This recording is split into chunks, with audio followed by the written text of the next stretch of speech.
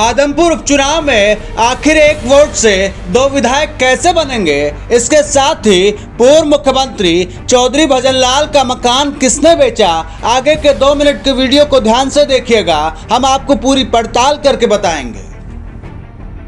आदमपुर के चुनावी दंगल के बीच पूर्व सीएम भूपेंद्र सिंह हुड्डा से लेकर कुलदीप बिश्नोई तक कोई कोर कसर नहीं छोड़ना चाहते। लिहाजा हुड्डा ने कहा कि आदमपुर के लोग एक वोट से 2 विधायक चुनेंगे, एक जयप्रकाश जेपी और दूसरा भूपेंद्र सिंह हुड्डा। इस बयान के सियासी मायने यही है कि पहला तो हुड्डा अपने नाम पर वोट मांग रहे हैं, इसके साथ ही 2024 के विधानसभा चुनाव की तरफ भी साफ इशारा कर रहे हैं। लेकिन हुड्डा यही नहीं रुके, आगे कहा, मैं एक बार जिसका हाथ पकड़ लूं फिर कभी उसका हाथ नहीं छोड़ता।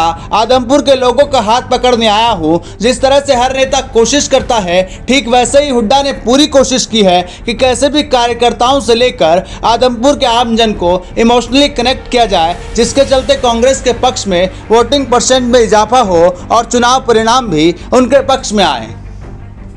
दरअसल पूर्व सीएम भूपेंद्र सिंह हुड्डा आदमपुर मंडी में आयोजित रामरमी कार्यक्रम में शिरकत करने पहुंचे थे। कार्यकर्ताओं को जीत का मंत्र देते हुए कहा कि वोटिंग वाले दिन किसी को चैन से नहीं बैठना है, जागू रहो, लागू रहो। इससे पहले यहां से जो विधायक थे यानी कुलदीप बिश्नोई ने बतौर विधायक और नहीं बतौर सांसद कभी जनता की आवाज़ संसद और विधानसभा में उठाई, बल्कि सांसद निधि तक खर्च नहीं कर पाए।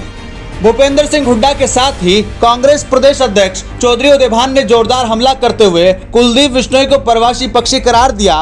उनसे पूछा कि आदमपुर की जनता कुलदीप से मिलने लंदन कैसे जाएगी। उदयभान ने याद दिलाया कि जब कुलदीप को कांग्रेस वर्किंग कमेटी का सदस्य बनाया गया तो उन्होंने कुलदीप को बधाई दी थी। उदयभान यही नहीं रुके, आगे कहा, मैं हरियाणा कांग्रेस का अध्यक्ष बना तो कुलदीप ने कांग्रेस से बगावत कर दी। यह उनकी अनुसूचित जाति विरोधी मानसिकता को दर्शाता है। खुद कुलदीप बिश्नोई आदमपुर में नहीं रहना चाहते, इसलिए उन्होंने चौधरी भजनलाल का मकान भी बेच दिया है।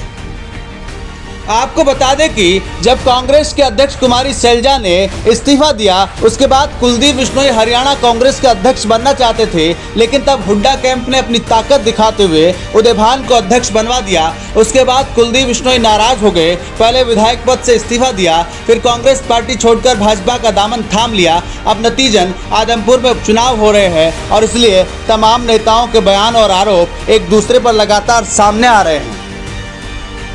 बहरहाल जैसे जैसे आदमपुर उपचुनाव की चुनावी बयानबाजी वोटिंग के करीब जाएगी, वैसे वैसे पार्टियों से हटकर व्यक्तिगत टीका टिप्पणी भी होने लगेगी।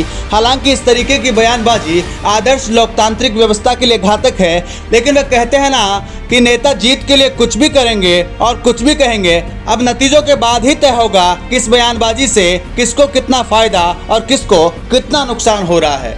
ब्यूरो रिपोर्ट, संसार क्रांति न्यूज।